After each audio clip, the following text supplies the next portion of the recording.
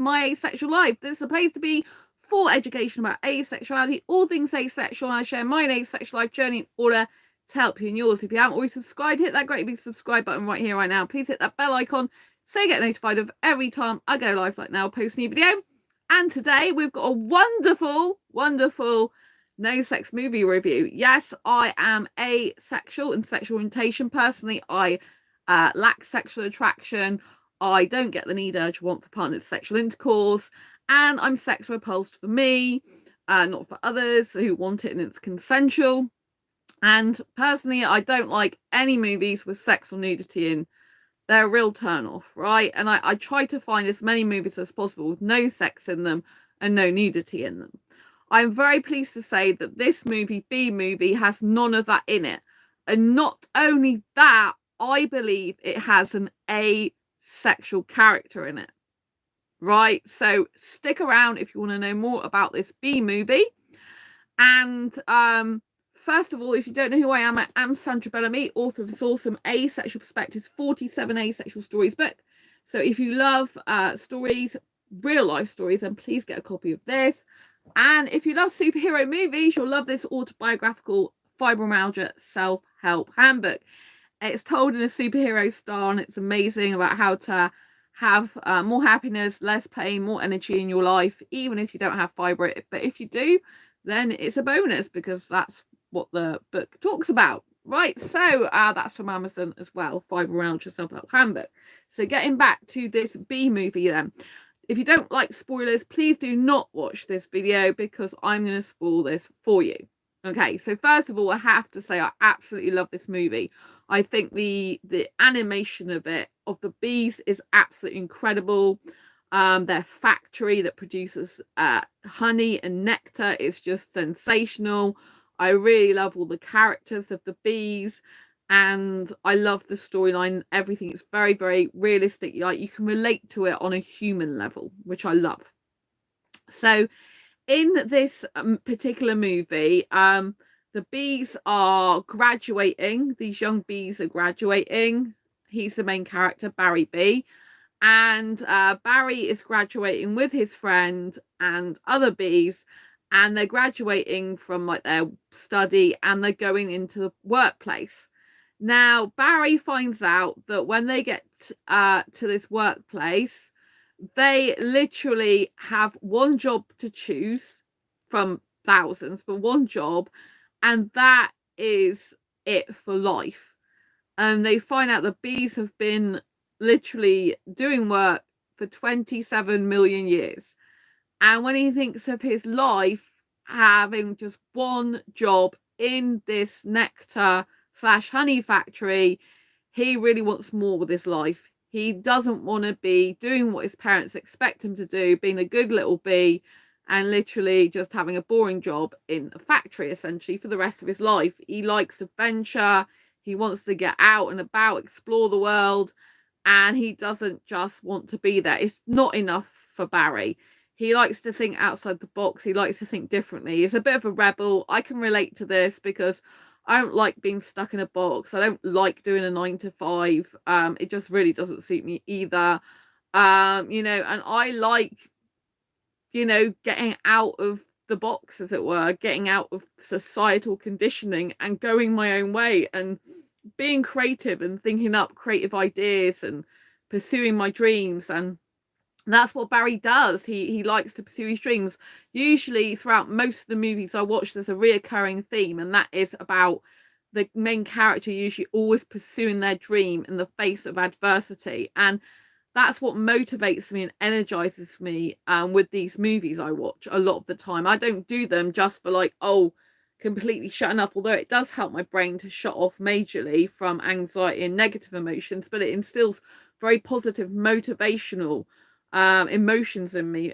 Films for me really kind of change my energy and perspective to being better a lot of the time. You know, I'm not saying every single film makes me feel like that, but a lot of the films I watch do make me feel good, and this is one of them. I find it very motivational because I love the fact that he doesn't want to slave away in the same job for years, and he wants more for his life. And you know, he's got a voice and he speaks, and that's a major part of the movie, because bees up until this point are not supposed to have ever spoke to human. It's forbidden. And so he decides to go out with the pollen jocks. Now, pollen jocks are bees that get to pollinate and cross-pollinate flowers, and they get to go out of the factory, and that's what he's always wanted to be. And so he does like work experience with them. So he goes with the pollen jocks on these work experience, and he goes out into the wide world, and he discovers that people are that humans basically are profiting from the nectar and honey that the bees are making, and the bees are slaving away making this honey, and he feels it's really unfair and that humans shouldn't be profiting from this honey and the bee and the nectar, and bees get nothing out of it. They're just slaves basically to humans. That's how he sees it. And there's all these kind of like beehives where the bees are working, and then they have these like smoke guns where they're temporarily knocked out, and or you know, like at least stunned with it. And it's like, you know, they're working bees, and he thinks it's all disgusting and like they're bee farms and he's got to get them free. And anyway, in the end, he takes this guy who's like an owner of the shop, and he's and other people he represents, to court. And this is what's so hilarious. And Barry is in court, and there's a subplot going on with this. Now, something I haven't actually told you yet. And so Barry the bee, I told you that he's not meant to speak to humans. Well, when he was with the pollen jocks, he escaped and ended up in someone's home. And there's this woman, florist, who's with this guy who's like, you know, meant to be really good looking and think himself somebody and all about the looks, and he, you know, the type of guy that thinks he can get any woman he likes. Is all about appearances, and he doesn't care about little heartbeats of bees and stuff. He's not a caring guy. He's more for appearances and ego. And the bee comes in between them and a friend, florist. This guy's meant to be, I think, her boyfriend at the time. I don't know if it's a boyfriend. I presume he's meant to be a boyfriend, admirer, friend, but fancies her anyway. And then there's another friend with them. The bee comes in, Barry comes in, ends up getting in, and this guy's trying to kill him, and the florist saves him.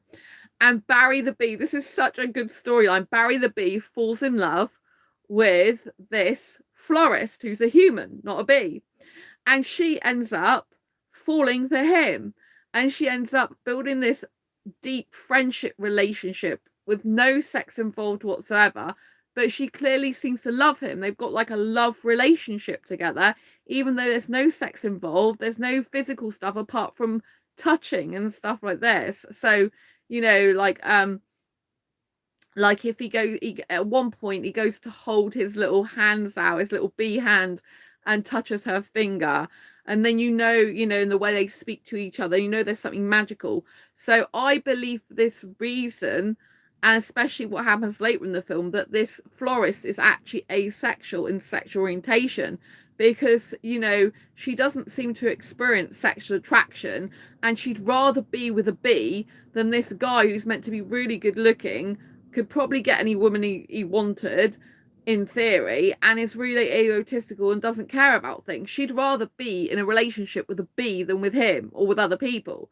So I am thinking she's probably somewhere on the asexual spectrum, because she doesn't, you know, have any sexual attraction for the bee, but she has a love and kind of a platonic love, and maybe a bit of romantic love as well involved with the bee. But, you know, it's a deep love friendship, and, you know, and basically it's really interesting to see it, because like he starts saying about him dating, and he's dating this human, and it's really funny. And so anyway, what happens is he takes this guy to court, and the woman that's a florist is with him, and the guy who's trying to prove his case against bees, he then starts talking about their relationship and saying like, oh, you know, what type of relationship have you two got? And he's like, the Barry's like, I don't know what you mean. And he's going, you know, like, are you a little honey or something like that? Are you a little bee honey? Are you a little worker for, or some kind of like, there is one kind of like connotation about them being in a relationship together.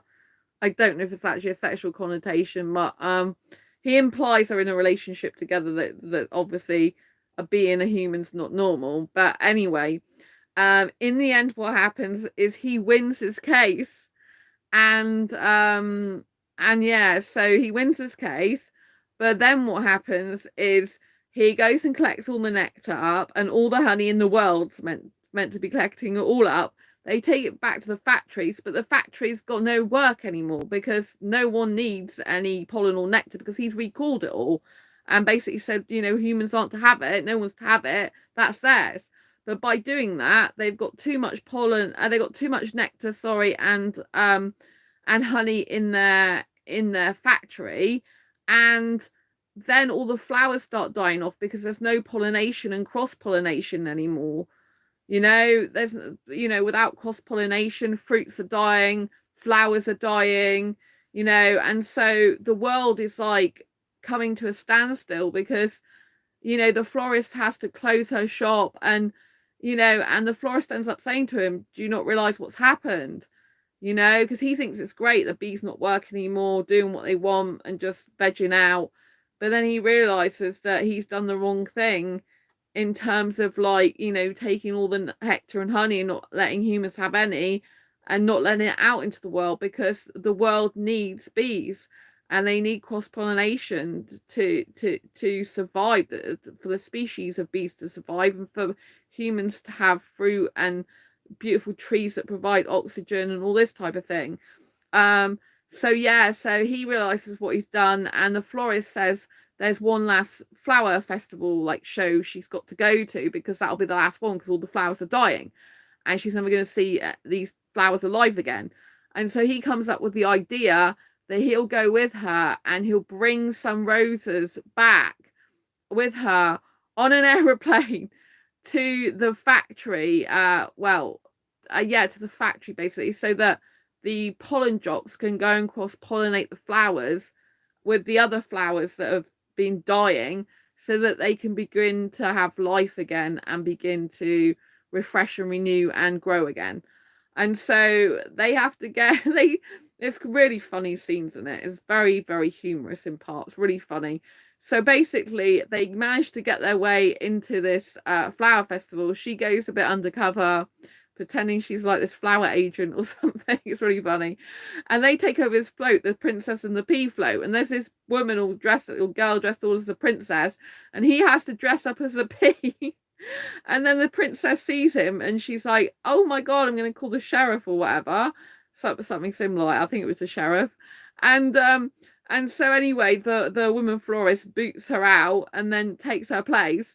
And then they break out of this flower festival, go onto the road, and it's like, oh, we've got to make sure, like, we're not going to be noticed. And of course, it's a great big pink float, pink, and like, I think it's got some purple flowers in it as well and such. It's really funny. They're going up like this motorway on this great big pink float. And anyway, they managed to get these flowers into a plane, on the plane. And then the Barry decides that he needs to talk to the pilots because there's bad weather, and the pilots say there's going to be like a 2-hour delay, a couple of hours delay. And the florist's like, well, the flowers won't get back in time, and that's our last hope of ever having, like, you know, things back to normal, as it were, you know, flowers growing again and fruit and things like that being able to, you know, be good and be grown again and alive, basically, not dead. And so Barry goes to talk to the pilot and co-pilot, and basically the pilot freaks out that it's him and tries to kill him. And then the pilot ends up unconscious. There's, first of all, the pilot's mate ends up being, co-pilot ends up being unconscious. Then the pilot ends up going unconscious. There's no one to fly the plane, so he tannoys for the florist to come, and she comes and then realizes what's happened. So they phone the control station, and the control station says there's no one to fly the plane. They've got no one that experience on the plane. Of course, Barry the bee is experienced in flying, but they say that, oh, but you're, you know, that you shouldn't be able to fly in terms of aviation. You've got really short wings, a big body. You're not supposed to be able to fly.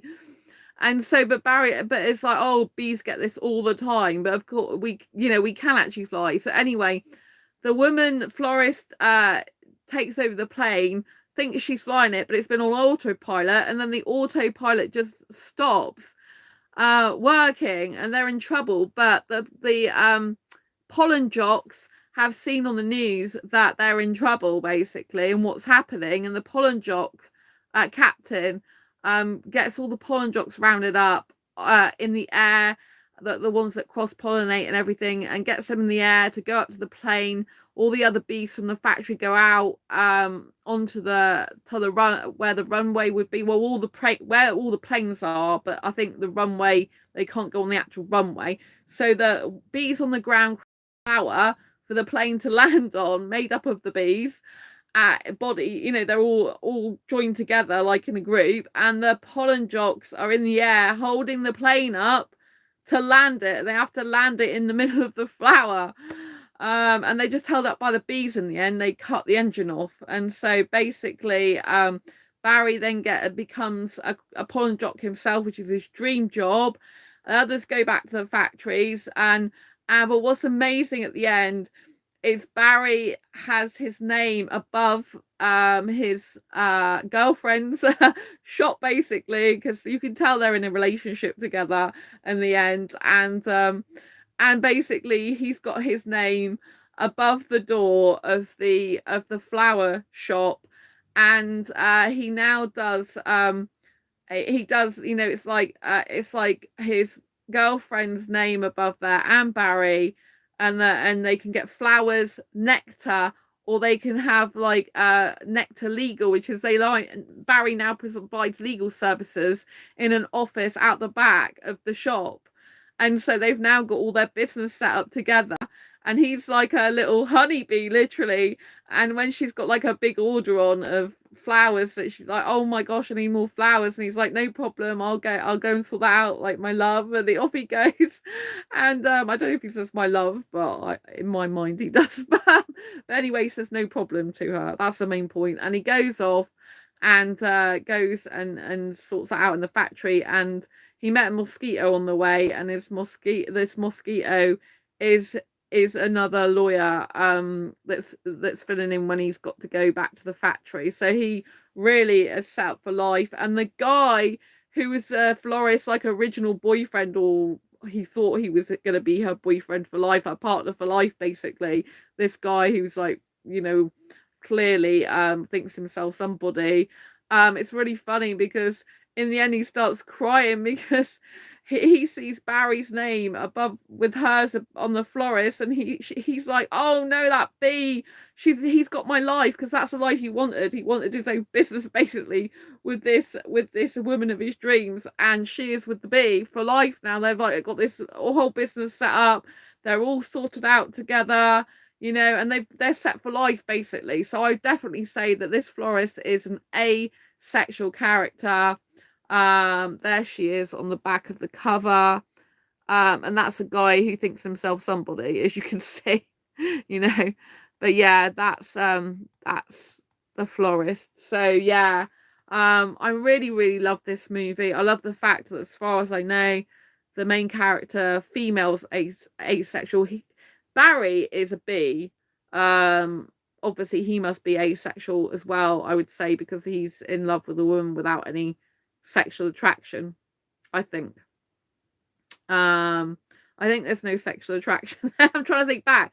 Oh yeah, there's a picnic in his dreams, because before he actually got with her, there's he was like dating her, and then he was dreaming about being on a picnic with her, and she was like in a dress which is like kind of figure hugging, but yeah, but it's so funny and good. So I'd say, yeah, they're having an asexual relationship for life, and it just made me think how many asexuals really relate to this movie, because obviously, you know, we'd rather be like cuddling a cuddly toy or stroking an animal usually than actually in a sexual relationship. Do you know what I mean? We would rather have the lover of a furry friend, or even a furry animal that's not that's stuffed toy, than actually been in a relationship with sex. Not all of us, obviously. Some asexuals don't mind sex, but there's quite a lot of us that would think, nah, I don't want sex, I'd rather literally have a cuddly toy to cuddle, or a pet to cuddle, you know what I mean? And so I just love the fact that this bee and human had an actual relationship, and they still have on the end bits of this even better, and they're set for life basically. And I love the fact he's doing legal services now, you know, because he was in court stating his case and won it. So, and it's nectar. When they sell nectar now in the florist, it's bee approved. So they're doing it with the approval of the bees this time. So it's like an official registration. I presume they're getting some royalties, because I know a long time ago, Barry in the movie, partway through, says, "Oh, you know, the bees are not getting any royalties for this, not getting anything." So I presume that he's probably arranged something where the bees get some royalties for it, I would have thought, because in the end, it's so funny. There's this cow, and he's trying to sort her case out. You know, she's new, and she's basically saying that, you know, she provides milk and eggs and butter, and, you know, she doesn't see any money whatsoever, you know, no royalties whatsoever, and she just feels like a piece of meat, which is really, really funny, but it's true, you know. And so he needs to go and sort it out for her, but that's when his mosquito friend steps in, because he's got to go and go back to the factory to get the bees to you know, make more. I think she had a large flower order or nectar order, but if it was a flower order, they'd need to cross pollinate more flowers to produce more, basically. So anyway, there's a large order that he's got to go back to the factory for. He's like, no problem, you know. And I just love it. I absolutely adore this movie. I'd highly recommend it, especially if you are asexual. I think you're absolutely going to love it to bits. And yeah, please share this video if you think anyone else may benefit from seeing this asexual relationship. I absolutely love it. Don't forget to check it out yourself. I'd highly recommend watching it. Give this video a thumbs up if you like this video, if you like the movie as well. Don't forget to subscribe if you haven't already, and hit that bell icon so you get notified of every time I go live like now or post a new video. And if you've seen the movie already, please comment down below. Do you believe the florist is an asexual character? And have you had any ideas about Barry? Do you think he's asexual too? They're having an asexual relationship, as far as I know. What do you think on this? Post down below in the comments. I'd love to know what you think. I'll see you soon on the next video or live stream. Lots of love. Take care. Bye. Bye.